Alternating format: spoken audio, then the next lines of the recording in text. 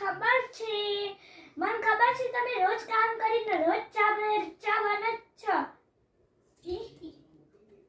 ના ચા તો બની ગઈ એ હા ચલો લઈ આવું સ્ટોપ